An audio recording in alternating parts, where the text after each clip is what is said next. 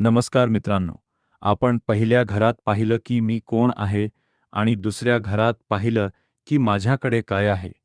पण आयुष्यात काहीतरी मिळवण्यासाठी आपल्याला काय करावं लागतं ते म्हणजे मेहनत आणि पराक्रम. कुंडलीतील तिसरे घर हे तुमच्या इच्छाशक्तीचं आणि तुमच्या हातांच्या ताकदीचं घर आहे. जर तुमच्याकडे टॅलेंट आहे पण ते जगासमोर मांडण्याचं धाडस नाही, तर समजून जा की तुमच्या तिसऱ्या घरावर काम करण्याची गरज आहे. आज आपण पाहणार आहोत की हे तिसरं घर तुमच्या आयुष्यातील संघर्ष, यश आणि तुमच्या लहान भावंडांबद्दल काय रहस्य उलगडतं. तिसरे स्थान म्हणजे नक्की काय? तिसऱ्या घराला ज्योतिषशास्त्रात उपचय स्थान मानलं जातं. उपचय म्हणजे असं घर जे काळासोबत प्रगती करतं. या घरावरून आपण खालील महत्त्वाच्या गोष्टी पाहतो. पराक्रम आणि साहस म्हणजे करेज. तुम्ही किती रिस्क घेऊ शकता. संकटात तुम्ही डगमगता की लढता. तुमची फायटिंग स्पिरिट इथून समजते. लहान भावंडे म्हणजे यंगर सिबलिंग्स. तुमच्या धाकट्या भाव बहिणींशी तुमचे संबंध कसे असतील आणि त्यांच्याकडून तुम्हाला किती सहकार्य मिळेल हे तिसरं घर सांगतं. संवाद आणि लेखन म्हणजे कम्युनिकेशन. तुमचे विचार तुम्ही जगासमोर कसे मांडता.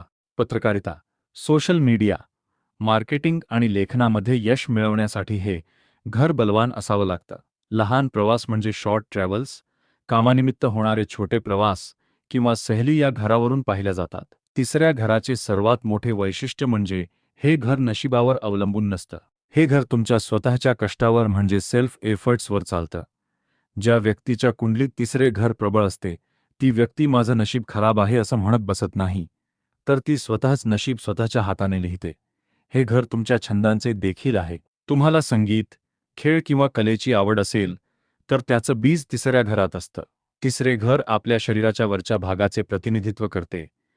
खांदे आणि हात, तुमची शारीरिक कष्टाची क्षमता. कान, तुमची ऐकण्याची शक्ती विशेषतः उजवा कान.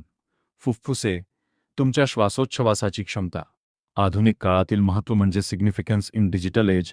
आजच्या डिजिटल युगात तिसऱ्या घराचे महत्त्व खूप वाढले आहे. तुम्ही यूट्यूबर, इन्फ्लुएन्सर किंवा ब्लॉगर असाल, तर तुमचं तिसरं घर सक्रिय असतं. नेटवर्किंग, लोकांशी संपर्क साधणे आणि तुमचे नेटवर्क वाढवणे हे या घराचे काम आहे. हाताने केली जाणारी कामे, जसे की पेंटिंग, कोडिंग किंवा ड्रायव्हिंग, या सर्व स्किल्सचा विचार इथून होतो. ज्योतिषशास्त्रात एक अतिशय रंजक गोष्ट आहे. तिसऱ्या घराच्या बरोबर समोर 9वे घर असतं, जे भाग्याचं घर आहे. जेव्हा तुम्ही तिसऱ्या घराचा वापर करून मेहनत करता, तेव्हाच 9व्या घरातील भाग्य जागृत होतं. म्हणूनच नशीब चमकवण्यासाठी मेहनतीचं घर, तिसरं घर सक्रिय असणं गरजेचं आहे. तिसरे घर बलवान असण्याची लक्षणे म्हणजे science of a strong third house आहे. तुम्ही कोणत्याही नवीन कामाला घाबरत नाही. तुमच्याकडे उत्तम संवाद कौशल्य आहे. तुमच्या लहान भावंडांशी तुमचे सलोख्याचे संबंध आहेत.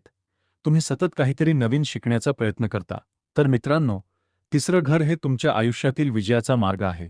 हे घर आपल्याला शिकवतं की नशिबाच्या जोरावर मिळणारी गोष्ट टिकेलच असं नाही, पण स्वकष्टाने मिळवलेलं यश कोणीही हिरावून घेऊ शकत नाही.